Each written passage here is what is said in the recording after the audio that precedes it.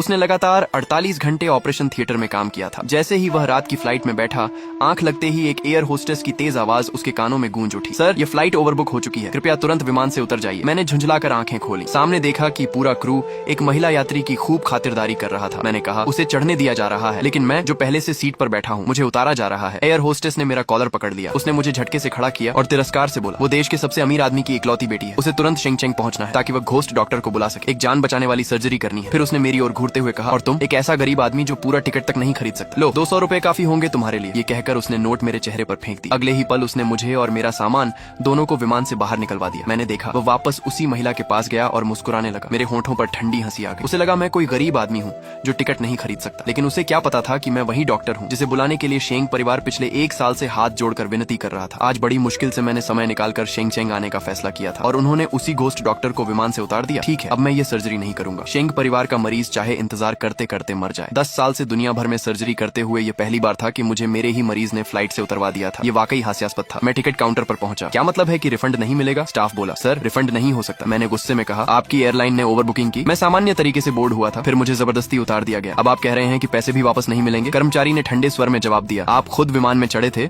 और फिर खुद ही उतरने की जिद करने लगे। इसमें हमारी एयरलाइन की क्या गलती है? अगर हर कोई आपकी तरह बोर्ड करके रिफंड मांगने लगे तो हमारी कंपनी पैसा कैसे कमाएगी? तभी पीछे से जूतों की आवाज सुनाई दी। मैंने मुड़कर देखा, वही घमंडी एयर होस्टेस सामने खड़ा था। वह हंसते हुए बोला, मुझे पता था ये सब तुम ही करोगे। विमान में तमाशा करना काफी नहीं था, अब नीचे उतरकर हमारे कर्मचारियों को भी परेशान कर रहे हो। उसकी नजर मेरे कपड़ों पर गई, जिन्हें मैंने कई दिनों से नहीं बदला था क्योंकि लगातार ऑपरेशन कर रहा था। उसने नाक सिकोड़ ली। मैं सोच रहा था कि विमान में इतनी बदबू कहाँ से आ रही थी। अब समझ आया, ये तो गरीबी की बदबू है जो तुमसे आ रही है। 200 रुपए कम पड़ गए क्या? अब टिकट का पैसा भी ठगना चाहते हो? उसकी ऊंची आवाज सुनकर आसपास लोग जमा होने लगे। एक यात्री बोला, इतनी कम उम्र में ही गलत तरीके से पैसा कमाने की सोच रहा है। दूसरा बोला, एयरलाइन तक को ठगने की कोशिश कर रहा है, इसे दोबारा कभी फ्लाइट में चढ़ने नहीं देना चाहिए। तीसरे ने कहा, हम सब ने सुना है, खुद बोर्ड हुआ, खुद उतरना चाहा और अब रिफंड मांग रहा है। एयरलाइन इसके खिलाफ केस नहीं कर रही, यही इसकी किस्मत है। एयर होस्टेस ने मेरी ओर घूर कर कहा, अच्छी बात है कि सभी लोग हमारी नीयत समझते हैं। सर्विस इंडस्ट्री में काम करते हुए हमें ऐसी परेशानियां झेलनी ही पड़ती हैं। चारों तरफ लोग फुसफुसा रहे थे। सबकी निगाहों में मेरे लिए नफरत थी। मैं भीड़ को चीरते हुए आगे बढ़ा और एक ग्राउंड स्टाफ का हाथ पकड़ लिया। अभी इसी वक्त मुझे रिफंड स्लिप दो। साफ साफ लिखो कि एयरलाइन ने ओवर बुकिंग की और मुझे जबरदस्ती बोर्डिंग से रोका, वरना शेंग परिवार को लगेगा कि मैंने जानबूझकर ऑपरेशन करने से इनकार किया है। ये सुनकर एयर होस्टेस जोर से हंसा। रिफंड? सपने देखना बंद करो। उसने सिक्योरिटी की तरफ इशारा किया, इसे यहाँ से घसीटकर बाहर निकालो। सिक्योरिटी गार्ड मेरी ओर बढ़े। मेरा चेहरा पूरी तरह ठंडा पड़ गया। मैंने उसकी आंखों में देखते हुए कहा, एक दिन तुम्हें इस बात का पछतावा होगा। मैं उसी दिन का इंतजार करूंगा जब तुम मेरे सामने घुटनों के बल बैठकर माफी मांगोगे। वह ऐसे हंसा जैसे उसने दुनिया का सबसे मजेदार चुटकुला सुन लिया हो। फिर उसने मेरे सूटकेस को जोरदार लात मारी। वह सूटकेस पहले ही विमान से फेंके जाने के दौरान टूट चुका था, अब पूरी तरह बिखर गया। अंदर रखी विशेष दवा फर्श पर फैल गई। वह दवा देखकर एयर होस्टेस बोला, ओ, तो तुम खुद भी बीमार हो? कोई हैरानी नहीं कि हर जगह पैसे ठगने की कोशिश कर रहे हो। एक गरीब और मरता हुआ आदमी। तुम्हारे जैसे लोग तो बस ऑक्सीजन बर्बाद करते हैं। बेहतर होगा जल्दी मर जाओ और अगला जन्म ले लो। इतना कहकर उसने दवा पर पैर रख दिया। कुछ ही सेकंड में सारी दवा पाउडर बनकर बिखर गई। वह आखिरी खुराक थी, वही दवा जो शेंग यान को सबसे खतरनाक संक्रमण के द्वार से निकाल सकती थी। अब सचमुच उसके मरने का इंतजार किया जा सकता था, लेकिन एयर होस्टेस को जरा भी पछतावा नहीं हुआ। उसने मेरी तरफ थूकते हुए कहा, मैं तुम्हारे जैसे लोगों को अच्छी तरह जानता हूँ। तुम मिस शेंग का ध्यान खींचना चाहते हो ताकि उनकी दौलत पर पल सको,